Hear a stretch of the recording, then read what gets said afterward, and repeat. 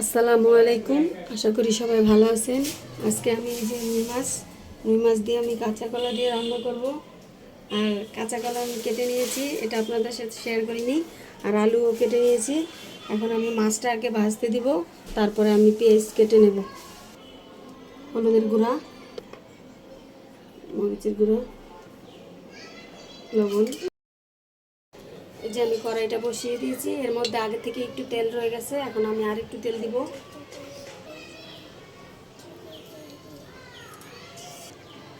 আমি এখন মাছটা দিয়ে দিব।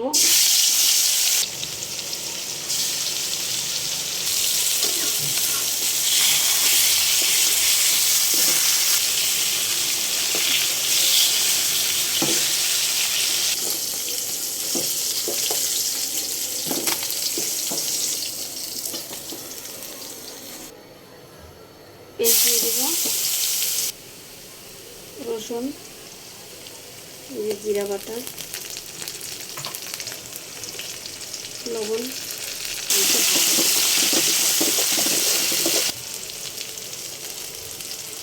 একটু পানি দিয়ে দেবো। যেটা দিয়ে আমি মাছ মাখাইছিলাম। হলুদ গুঁড়া, মরিচের গুঁড়া, ধনিয়ার গুঁড়া,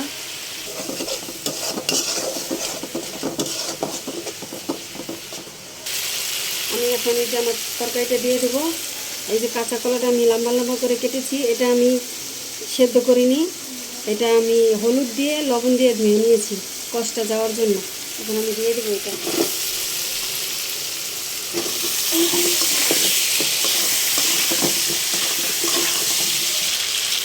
এই যে আমার তরকারিটা কষানো হয়ে গেছে, এখন আমি ঝোলের পানি দিব।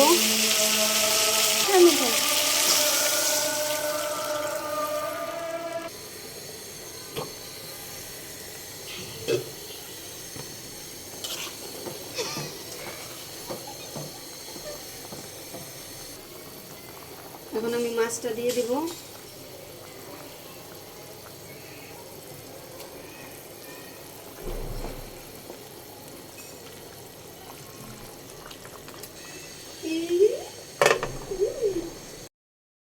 এই যে 2টা কাঁচামরিচ মাঝখান থেকে ভেঙে দিয়ে দেব।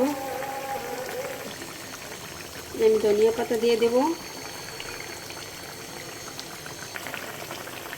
এই যে আমার তরকারিটা হয়ে গেছে, আমি একটু ঝোলঝোলই রাখবো, কারণ কাঁচা কলা তো পরে টেনে যাবে ঝোলটা। তো আমার তরকারিটা হয়ে গেছে, এখন আমি বাটিতে ঢেলে নেব।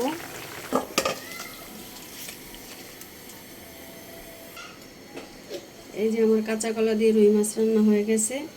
আপনারা এইভাবে রান্না করে খাবেন, ঝোল ঝোল। আল্লাহ হাফেজ।